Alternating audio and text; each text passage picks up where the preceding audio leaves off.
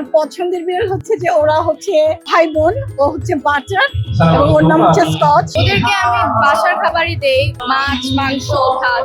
ওদেরকে আমি cat food দেই না। একটা ইন্টারেস্টিং ঘটনা আছে, আমি কিন্তু একেবারেই কুকুর বিড়াল পছন্দ করতাম না।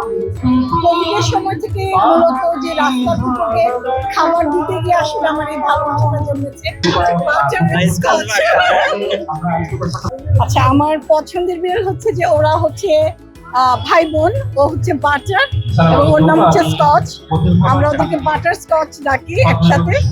তো আমি আসলে যখন দেখেছি এবং রেজিস্ট্রেশন যখন করেছি, আমি আসলে ভাবতেও পারিনি যে এত সুন্দর একটা আয়োজন হবে। সত্যি কথা, আমি মুগ্ধ এবং খুব ভালো লাগছে আমার এখানে আসতে পেরে। খুবই ভালো লাগছে। ওদের বয়স 4 মাস হয়ে গেছে। ওরা হচ্ছে ক্রস।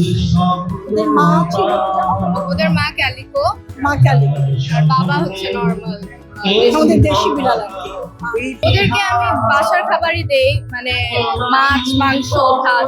ওদেরকে আমি ক্যাট ফুড দেই না, কারণ আমার আশেপাশে যারা বিড়াল পারে তাদের বিড়াল ক্যাট ফুড দেওয়াতে অনেক আনহেলদি ওয়েট হয়ে যায় আর ওরা অন্য কিছু খেতে চায় না। তো যার জন্য আমি ওদেরকে নর্মাল খাবারটাই ইউজুয়ালি দিয়ে থাকি। শুধু তাই না, মানে সব ধরনের মাছ। অনেকে বলে যে আমার বিড়াল শুধু টুনা ছাড়া খায় না, কিন্তু আমি কিন্তু এখন পুঁটি মাছ থেকে শুরু করে সব ধরনের মাছ আমি জাস্ট সিদ্ধ করে ভাতের সাথে মাখিয়ে দিই, ওরা খায়।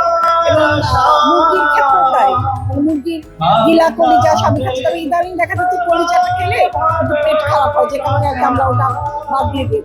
একটা ইন্টারেস্টিং ঘটনা আছে, আমি কিন্তু একেবারেই কুকুর বিড়াল পছন্দ করতাম না। কোভিড কিন্তু আসলে মানুষের জীবনকে চেঞ্জ করে দেয়। তো আমার জীবনেও কিন্তু ওই একই ঘটনা ঘটেছে।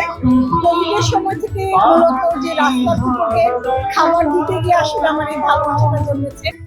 আর বিড়ালের প্রতি যে ভালোবাসা, ওইটা আসলে আমার মেয়ের কারণে। আমার মেয়ে আসলে জন্মদিন ওর বাবার কাছ থেকে চেয়ে নেয়। ওই থেকে আর কি আমার বাসায় যখন একটা পশু চলে আসে, তখন কিন্তু ওটার প্রতি অটোমেটিক একটা ভালোবাসা জন্ম নেয়। এখন বরং আমার মেয়ের থেকে আমি অনেক বেশি ভালোবাসি এই বিড়ালগুলোকে, যে কারণে ও আসলে জানতো না এই প্রোগ্রামটার কথা। আমি রেজিস্ট্রেশন করেছি, আজকে আমি আমার মেয়েকে নিয়ে এসেছি এবং আমি খুবই হ্যাপি। আমার খুব ভালো লাগছে এবং যারা আয়োজন করেছে তাদেরকে আমি অসংখ্য ধন্যবাদ জানাচ্ছি এবং শুভকামনা জানাচ্ছি। এবং আমি আশা করি এই যে কার্যক্রমটা, এটা আগামীতেও যেন কন্টিনিউ থাকে।